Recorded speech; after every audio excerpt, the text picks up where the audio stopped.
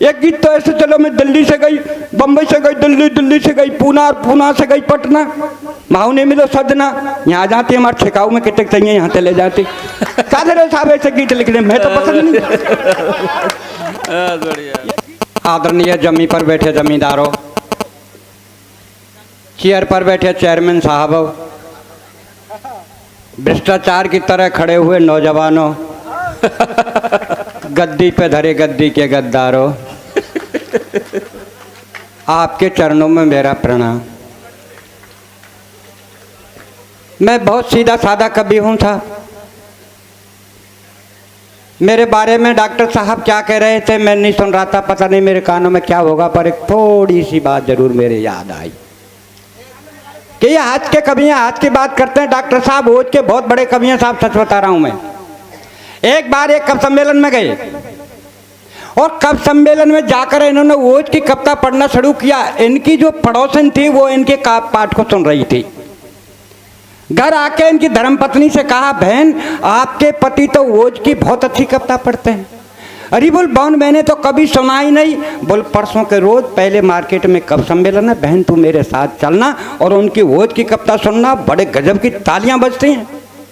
इनकी धर्मपत्नी को इनकी पड़ोसन लेके चल दी और ये जब उस कवि सम्मेलन में कविता पाठ शुरू किया इन्होंने, क्योंकि ओज के कवि हैं साहब, ओज के कवि तो ओज की बात करेंगे, अपन क्या करेंगे जो अपन में बोझ ही नहीं है तो हम का ओज पढ़ेंगे। सही बात है। तो इन्होंने तो ओज के कवि थे साहब, ओज की कविता पढ़ना शुरू किया कि हम धरा बदल देंगे, हम गगन बदल देंगे।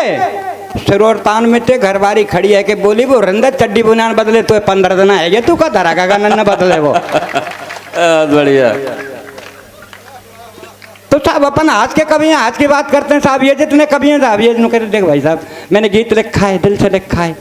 वो क्या कहता है भाई साहब दिल से लिखा है। भाई साहब मैं आज का कवि हूँ, मैं का फेफड़ों से लिखता हूँ क्या?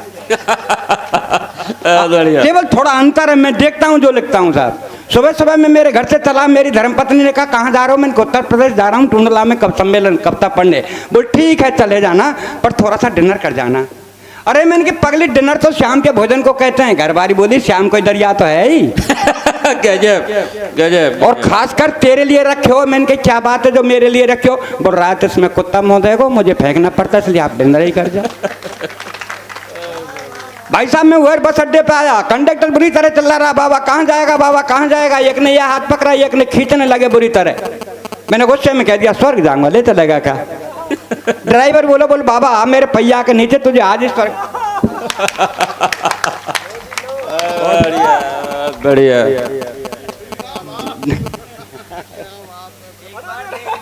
ड्राइवर बोला बोल बाबा आप मेरे पहिया के नीचे, तो आज ही स्वर्ग पहुंचाऊं। मैंने कहा वो ड्राइवर तेरे 64 दांतों को तोड़ दूंगा। कंडक्टर बोला बुड्ढे क्यों झूठ बोलता है, कहाँ इसके 64 दांत? मैंने कहा मुझे पता है, बीच में तू भी तो बोलेगा, तो 32 तेरे 32। भाई साहब जिस बस में हम बैठे उसमें भाई पदम अलबेला जी थे उसी बस में। और जैसे हम बस में चढ़े मैंने कहा यार अलबेला जी मैं विकलांग हूँ, मुँह में दांत नहीं हूँ, बुढ़ा आदमी हूँ, तू थोड़ा यार सरक ले मेरे से। बोला पीछे जा। भाई साहब एक सदन से पीछे कहा, मेरे भाई साहब बैठना, बोल बाबा आगे जा। भाई साहब आगे जा, पीछे जा। 15 मिनट हो गए पर किसी ने बैठने को जगह नहीं दी। पर ड्राइवर बहुत अच्छा था बेचारा, था कब से मेरे को देख रहा था और बोला बोल बाबा क्यों होते हो परेशान, आओ मेरे बोनट ये खाली बोनट पर बैठ जाओ। भाई साहब मैं ड्राइवर के पास बोनट पर बैठ गया, गाड़ी 15 मिनट चली, रुकी। कारोई पेंट, कारी बुरसट, कारी चश्मा, देखने में सचमुच ऐसी लग रही थी करश्मा। भाई साहब बस में चढ़ी, 1 मिनट खड़ी हुई। अलबेला जी बोले मैडम कब तक खड़ी रहोगी? लो मैं सरकता हूँ, बैठ जाओ। मैंने कही चोरे बुढ़ापे हमारी बेर तो बाबा आगे जा, बाबा पीछे जा। लेकिन भाई साहब सच बताऊं वो किसी के पास नहीं बैठी, धीरे धीरे आके मेरे ही पास बोनट पर बैठ गई। हंसने की बात नहीं है साहब, अपनी अपनी किस्मत का खेल है सब। जब मैं भुसावर बस अड्डे पर आया, एक भिखारी आया मेरे से बोला बाबूजी बाबूजी। मैंने बोल क्या बात है? बोल 2 रुपया दे दो। मैंने क्या करेगा? बोल चाय पीऊंगा। अरे मेरी कमबख्त चाय 2 रुपए की आती है, चाय तो 5 रुपए की आती है। अगर मेरे से मांगता तो 5 रुपए मांगता। भाई साहब भिखारी का जवाब देखिए। भिखारी हाथ जोड़ के मेरे से बोला बाबूजी जाकी जैसी हैसियत है अम्बा पे ऐसे ही पैसा मांग। बढ़िया। भाई अलवेला जी मेरे साथ थे, मैंने तुरंत अलवेला की तरफ हाथ कर दिया, मैंने भाई साहब इनसे ले ले। बेकारी ने अलवेला को ऊपर देखा नीचे देखा और फिर हाथ जोड़ के मेरे से बोला बाबूजी। मैंने बोल क्या बात है? अरे बोले खुदा ही बेकारी सो लग रहा है हमको कहा देगो। भाई साहब भरतपुर बस अड्डे पाया, एक भिखारी और मिला, मेरे से बोला बाबूजी बाबूजी। नहीं गर्दन इनकी कई बार पिचकी सीधी करनी पड़ी। बाबूजी बाबूजी। मैंने बोल क्या बात है? बोल 10 रुपए दे दो। मैंने क्या करेगा? बोल चाय पीऊंगा। अरे मैं कम वक्त चाय 10 रुपए की आती है, अगर मांगता तो मेरे से 5 रुपए मांगता। भाई साहब भिखारी का जवाब देखिए, भिखारी फिर हाथ जोड़ के मेरे से बोला बोल बाबूजी 5 रुपए की मैं पीऊंगा, 5 रुपए की मेरी प्रेम का तो पिएगी। अरे मैंने कहा तू भिखारी होकर के प्रेम का रखता है? बोल साहब बाई के चक्कर में भिखारी बनो नहीं, तेरी तरह मैं हूँ हेलन में रह रहा हूँ। बहुत बढ़िया।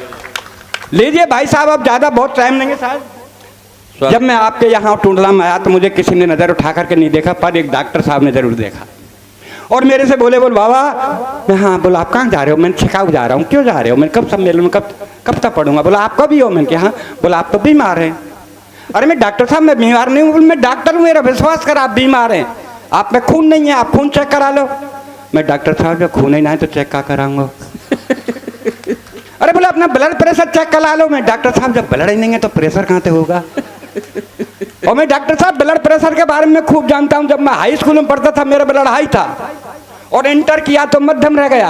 और मैं डॉक्टर साहब ज्यादा ना तो घर वाली घर में आइए वादा ना तो लो चल रहा। फिर भी डॉक्टर साहब नहीं माने साहब। सिरंज लगाई, 15 मिनट बाद डॉक्टर साहब के पसीना में। डॉक्टर साहब क्या है? बोले भाई साहब खून नहीं मिल रहा है। मैंने डॉक्टर साहब की सिरंज को तोड़ा और मैंने कहा डॉक्टर साहब आपके बजाय तो हिंदुस्तान के मच्छर अच्छे हैं, जहां मुझे काटते हैं वो तुरंत खून निकाल लेते हैं। बहुत बढ़िया। माफ करना साहब, कोई यहाँ डॉक्टर हो तो मैं कोई यहाँ के डॉक्टरों की रचना नहीं। मैं सीधी सारी राजस्थान के उन डॉक्टरों की रचना पढ़ रहा हूँ जो मरीज का दाना पैर कटना था, डॉक्टर साहब ने बायां पैर काट दिया। कि एक मरीज की अंतिम कल्लाई थी घड़ी, एक मरीज की अंतिम कल्लाई थी घड़ी और डॉक्टरों की भीड़ घेरे खड़ी। तो डॉक्टर साहब मरीज से बोले भैया तेरी अंतिम इच्छा वो तो बता जा। मरीज बोला डॉक्टर साहब मेरी अंतिम यही इच्छा कि मेरी जगह तू मर जा। मरीज बोला और डॉक्टर साहब मेरी अंतिम यही इच्छा कि मेरी जगह तू मर जा। तो डॉक्टर साहब हो गए नाराज। मरीज बोला हजूर आप क्यों होते नाराज? मेरी विनती पे दीजिए ध्यान, आप तो इस कलयुग के साक्षात भगवान। डॉक्टर बोला कैसे? मरीज बोला ऐसे कि चौराहे पर हुई हत्या को आप आत्महत्या में लिख सकते हैं, चौराहे पर हुई हत्या को आप आत्महत्या में लिख सकते हैं और दाहिने पैर की जगह आप बाएं पैर को काट सकते हैं। तो क्या डॉक्टर साहब मेरी जगह आप नहीं मर सकते हैं? क्या मेरी जगह आप नहीं मर सकते? बहुत बढ़िया, बहुत बढ़िया, बहुत लीजिए साहब, मैंने कहा था मैं आज का कभी हूँ साहब। मेरी घरवाली ने कहा तेरी 65 साल की उम्र हो गई, ये हाथ से लिखना बंद कर दे। तो मैंने कहा क्या लिखूँ? बोल वोज लिखे। मैंने बाबरी मुझ में बोझ नहीं है तो मैं वोज कहा लिखूंगा। बोल श्रृंगार लेख। मैंने कि भगवान ने रंग रूप ही ना दिया तो मैं श्रृंगार कहा लिखूं। अरे तो बोल कम वक्त गीत लेख। मैंने कहा मैं गीत नहीं लिखूंगा, मेरे देश में साहब ऐसे ऐसे गीत चले जिन्हें घंटा ढार कर दिया। मैं सच कह रहा हूँ, मैं जब छोटा था मेरे बाबा मेरे से कहते बेटा गीत गा, तब मैं गीत गाता था। काना बरसाने में आ जाइयो बुला गई राधा प्यारी, काना बरसाने में आ जाइयो बुला गई राधा प्यारी। और आज मेरे नाती से कहूँगा बेटा तू गीत गा, तो पता नाती क्या गाता है? सरकाले खटिया है जाड़ो लगे जाड़े में बल माँ प्यार हो। ऐसे ऐसे गीत चले साहब। एक गीत तो ऐसे चलो मैं दिल्ली से गई बम्बई से गई दिल्ली, दिल्ली से गई पूना, पूना से गई पटना, माऊ ने मिलो सजना, यहाँ जाती हमारे छिकाऊ में कितने चाहिए यहाँ से ले जाती। कादर साहब ऐसे गीत लिख रहे, मैं तो पसंद नहीं। बढ़िया। ये गीत ऐसा चलो बोल तू जहाँ कहीं रहेगी मैं सूंघते सूंघते आ जाऊंगा, कुत्ता है का। ये गीत ऐसे चलो बोल दिल में तुझे बसा के कर लूंगी बंद आके, दिल के पिक्चर हॉल है। इसलिए साहब अपन गीत बीत नहीं लिखते, आप तो सीधे साधे आदमी, सीधी सादी कब तक करते। सुबह सुबह का वक्त, छोटा सा व्यंग कि सुबह सुबह का वक्त मस्जिद की अजान और मंदिर की झालर कितनी लगती है प्यारी।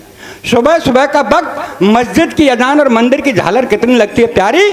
और चाय का प्याला लेके मेरी चारपाई के पास खड़ी घरवारी बोली अजी सुनते हो? अरे मैंने कि सुन रहा हूँ, बहरा नहीं हूँ, बोल क्या कहना है कह दीजिए। बोल मैं कब की खड़ी हूँ, लो चाय पी लीजिए। अरे मैंने कि कम वक्त सुबह सुबह का वक्त है, राम रहीम का नाम लेने दीजिए, इस चाय को 10 मिनट बाद दीजिए। तो गुस्से में बोली कि 10 मिनट में तो ठंडी हो जाएगी। मैंने कहा कम वक्त तेरी उम्र 60 साल की है गई, तू अब तक ठंडी ना है पाई तो चाय 10 मिनट में ठंडी है। बहुत बढ़िया। मैंने कहा कमखत तेरी उम्र 60 साल की है गई, तू अब तक ठंडी ना है पाई तो का 10 मिनट में ठंडी हो जाएगी। इतनी कहने पर गुस्से में तेज कमरे से बाहर आके बड़े जोर से रोने लगी, भगवान से प्रार्थना करने लगी कि हे भगवान मेरी ये कर्जी है, आगे आपकी मर्जी है, मेरा एक थोड़ा सा काम कर दीजिए, इस संसार से मेरे पति बाबूलाल डीगिया को उठा लीजिए और मुझे विधवा बना दीजिए। इतनी सुनने पर अपन भी गुस्से में तेज बैग उठाया कमरे से बाहर। घरवाली बोली कहाँ जा रहे हो भरतार? मैंने कहा आत्महत्या कर ले। अरे बोला आत्महत्या करनी है तो जल्दी कर लीजिए, ये भी आपके हित में होगा, और 4 दिन पीछे मरा तो तेरा दाह संस्कार नहीं होगा। मैं बोला कैसे? घरवाली बोली ऐसे कि मैं देख रही हूँ ये पर्यावरण का सीजन, और जब खाने पकाने को नहीं तो तुझे जलाने को कहाँ से लाऊंगी ईंधन। बहुत बढ़िया, बहुत बढ़िया, बहुत बढ़िया, बहुत बढ़िया, बहुत बढ़िया। मैंने कहा तू मेरी ईंधन की फिक्र मत कर, तेरा ध्यान किधर मैं समझाता हूँ इधर। ठीक मेरे मरने के बाद शमशान घाट जाना और 5 हीटर रख के घर चले आना। बड़े बेकट को समझाना, बेटे जाना बटन दबाना, पापा को जला के घर चले आना। बोल ठीक है, तेरे मरने के बाद शमशान घाट जाऊंगी, 5 हीटर रख के चली आऊंगी, बेटे को समझाऊंगी, बेटा जाएगा बटन दबाएगा, तुझे जला के घर चला आएगा, पर तू जलने के बाद पता नहीं स्वर्ग या नरक जाएगा, पर इस महंगाई में जो 5-5 हीटरों का बिल आएगा उसे का तेरा बाप चुकाएगा, उसे का तेरा बाप चुकाएगा। और साहब अब मैं जाते जाते, अभी लिस्ट बहुत बड़ी है, एक छोटा सा व्यंग मेरा निवेदन है, ये मेरा व्यंग अच्छा लगे तो मुझे तालियों से समर्थन देना, जबकि मैंने आपसे कभी ताली नहीं मांगी है। इस व्यंग के ऊपर ताली मांग रहा हूँ कि मेरा 6 वर्षीय बच्चा दौड़ता हुआ मेरे पास आया, मेरा 6 वर्षीय बच्चा दौड़ता हुआ मेरे पास आया और बोला पापा पापा गजब हो रहा है, अपनी कॉलोनी में जलने वाला रावण अब की बार नहीं जल रहा है। अरे मैंने कहा नहीं बेटे रावण जलेगा, ऐलान हो चुका है, पर वो ऐसे वैसे नहीं, राम के बाण से जलेगा। अरे बोल पापा सच मान, रामचंद्र जी खूब चला रहे हैं बाण, फिर भी नहीं जलने श्रीमान। तो बच्चे को लेकर साथ में रामलीला मैदान में आया, देखकर दृश्य में भी चकराया, राम चला रहे थे बाण, रावण के चेहरे पर मुस्कान, उनके मुख से एक ही आवाज, मैं नहीं जलूंगा आज। तब एक सज्जन भीड़ में से दहाड़ता हुआ रावण को पुकारता हुआ बोले रावण तू नहीं जलेगा तो क्या तेरा बाप जलेगा? अरे तेरे बदन में लगे पटाखों से हम लोगों को मजा आएगा।